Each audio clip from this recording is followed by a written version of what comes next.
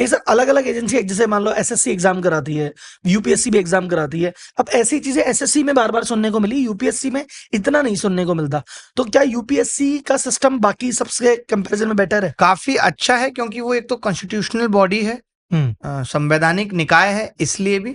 और दूसरा, ऐसा नहीं कि वो पूरी तरह सही है, वो भी बहुत गलतियां करते हैं। बट क्या है, यूपीएससी के जो शिक्षक है ना, वो छेड़ना नहीं चाहते। वो अगर यूपीएससी की गलतियां बताएंगे, आप सोचिए 2024 में हिंदी मीडियम में मात्र 6 से 7 लोगों का सिलेक्शन हुआ है। और हिंदी मीडियम में आपको पता होगा, तमाम बड़े बड़े कोचिंग हैं जो 2.5 लाख बच्चे से फीस लेके 500 करोड़ का धंधा कर गए। वो अगर ये बताएंगे कि हिंदी मीडियम से सिर्फ 6 लोगों का सिलेक्शन हो रहा है, तो तैयारी कौन करेगा? तो वो लोग ये बताते ही नहीं है। और सिलेक्शन कम क्यों हुआ है? क्योंकि यूपीएससी की हिंदी इतनी घटिया है जिसकी कोई हद नहीं। जो पुराने वाला गूगल ट्रांसलेट नहीं था, ये लोग उससे हिंदी कर रहे हैं आज भी। तो इसलिए हिंदी माध्यम वाला बच्चा बड़ा परेशान है इनसे। ये आंसर की 1 साल बाद दिया करते थे। अभी कोर्ट में पीआईएल लगी, लड़ाई हुई, तब जाके यूपीएससी ने माना है कि ठीक है, आंसर की अब हम तुरंत देंगे पेपर के बाद।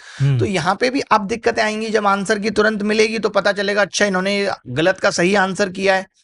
हाउ मार्क्स टू ऑल, वहां पे ट्रांसपेरेंसी बहुत कम है, इसलिए भी चीजें बाहर नहीं आ पाती हैं, छुपी हुई है वहां चीजें जी। वरना दूध का धुला हुआ इनमें से कोई नहीं है। पेपर लीक की घटना उधर शायद कम सुनने में मिलती है, पेपर लीक की ना, उधर पेपर लीक की नहीं मिलती, पेपर लीक की उधर नहीं आती ना। तो अगर मान लो उनका सिस्टम कुछ ऐसा है कि इतने साल से पेपर करा रहे हैं, टाइम से करा रहे हैं, ऑफलाइन कराते हैं वो पेपर, अच्छा लीक नहीं होता, तो इधर भी कुछ एसओपी बना सकते हैं? बिल्कुल। अगर सरकार चाहे तो कॉपी क्या नहीं कर सकती यार। सरकार चाहे तो यूक्रेन और रसिया का बाढ़ रुकवा सकती है, और आप कह रहे हो कि ये पेपर लीक नहीं रुक सकता? ये भी रुक सकता है भाई साहब। तो सर बोर्ड वगैरह जैसे मान लो स्कूल कॉलेज में होता है कि अच्छा 1 जुलाई को स्कूल खोलेंगे, मार्च की छुट्टियां, सर्दी की छुट्टियां, होली की छुट्टियां, ये एग्जाम की डेट, लगभग सब फाइनल होता है। तो ऐसा इन एंट्री एग्जाम में क्यों नहीं फाइनल कर देती है? पहले होता था, हमारे टाइम पे भी यही चीज होती थी कि एक कैलेंडर फिक्स होता था, प्री एग्जाम तब होगा, तब फॉर्म निकलेंगे, इतने तारीख से इतने तारीख तक आप फॉर्म भर सकते हैं। आज के दौर में आप देखोगे तो फॉर्म में सिर्फ बड़े बड़े अक्षरों में फीस लिखी होती है, कितनी फीस देनी है। ज्यादा से ज्यादा ये आप पे एहसान कर सकते हैं ये बता के कि टियर 1 एग्जाम कब लेंगे। जैसे अभी टियर 1 एग्जाम हो चुका है सीजीएल का, लेकिन ये किसी को नहीं पता कि टियर 2 कब होगा। आज हर बच्चे को ऑनलाइन मोबाइल में मैसेज, जीमेल चेक करते रहना जरूरी है, कब आपका री एग्जाम आ जाए। तो इसीलिए हम कहते हैं कि इन्होंने पूरे एग्जाम सिस्टम को खराब कर रखा है। आप अगर एक सिस्टम बना देंगे, एक फिक्स डेट रख देंगे, बच्चे को पहले से पता होगा। बच्चा हर वक्त मोबाइल पे आपका ट्विटर अकाउंट के ट्वीट देखे, क्या क्या करे बच्चा, और पढ़ाई भी करे। वही बच्चा पेपर लीक हो जाए उसका पता लगाए, वही बच्चा रिजल्ट खराब हो जाए तो भाग के कोर्ट में जाए, क्या क्या करे, सब कुछ करे, पढ़ाई के अलावा सब कुछ करे। वही तो इसको सरकार को संज्ञान लेने की जरूरत है। सरकारें कर क्या रही हैं? अगर उनके नीचे के आयोग इस तरीके की हरकतें कर रहे हैं, चेयरमैन साहब से चेयरमैन ही हो नहीं रही है, तो सरकार को नोटिस में लेना चाहिए। दुख इसी बात का लगता है कि जिस प्रधानमंत्री में हमने इतना भरोसा दिखाया, इतनी उम्मीद जताई, क्या उन तक आज तक ये बात नहीं पहुंची है कि देश का बेरोजगार युवा बहुत आहत है, परेशान है, कि उनका एक ट्वीट इस चीज पे आ गया होता, या उन्होंने अपने किसी भाषण में ये कह दिया होता कि मेरी संवेदनाएं उनके प्रति, जिनके पास नौकरी नहीं है। किसी जमाने में मैं भी बेरोजगार था, मैं आपके दर्द को भली भांति समझता हूं और कोशिश कर रहा हूं कि अगली विदेश यात्रा के बाद 3-4 फॉरेन इन्वेस्टमेंट लेके आऊंगा और उससे इस जिले की या इस राज्य की बेरोजगारी दूर होगी। कुछ कहें तो सही बेरोजगारी पे।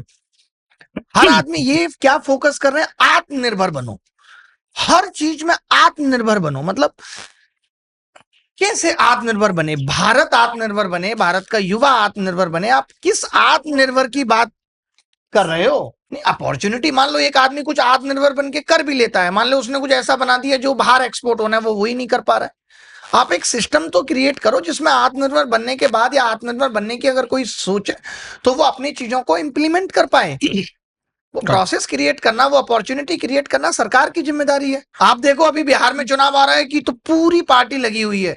मेरी नजर में ये भी गलत है कि एक देश के प्रधानमंत्री को बहुत जरूरी है तो एक बार सभा करके बता देना चाहिए बिहार में कि जैसे मैंने पूरे देश का विकास किया है उसी तरीके से बिहार का करूंगा। बिहार का रह गया है, चुनाव का इंतजार कर रहा था विकास, कि चुनाव आएगा तो विकास का वादा आएगा, और वादा धीरे से बोल दो। जैसे वो नहीं महाभारत में उसने बोल दिया था अश्वत्थामा मारा गया, ये नहीं बोला था घोड़ा का था, तो लोगों को लगे कि विकास आ रहा है बिहार के अंदर। प्रधानमंत्री जी ने पिछले 15 साल में सिर्फ सारे राज्यों में सरकार बनाने के अलावा देश के लिए कितना काम किया है वो दिख नहीं रहा है किसी को भी। सच्चाई तो ये है। उन्होंने अपने 362 करोड़ रुपए विदेश यात्रा पे खर्च करने के बाद भी ये नहीं बताया है कि विदेश से वो लेके क्या आए हैं, महंगे टैरिफ यूएस के, वो भी उन्होंने नहीं बताया। आप बताइए ना कि कुछ आपको अपडेट होता हुआ देखा। लोग कहते हैं देखो भारत 10 साल में कितना आगे निकल गया, फोल्ड फोन आ गए। इसमें भी लोग यही कहते हैं कि देखिए कितना आगे निकला भारत, भारत में फोल्ड फोन आ गए, पहले नहीं होते थे। अरे पहले तो आप भी 10 साल छोटे होते थे, 10 साल तो आप भी बड़े हो गए, उसमें भी सरकार का ही जो है जिम्मेदार है कि आप 10 साल बड़े हो गए। ये लोगों के लॉजिक बड़े खराब हैं, बट देश पीछे जा रहा है। जितनी तेजी से आगे बढ़ना चाहिए उतनी तेजी से आगे नहीं बढ़ रहा है, बट हमारे आपके जैसे जिम्मेदार लोग अगर सरकार को जगाते रहेंगे तो मुझे लगता है कि देश जरूर आगे जाएगा।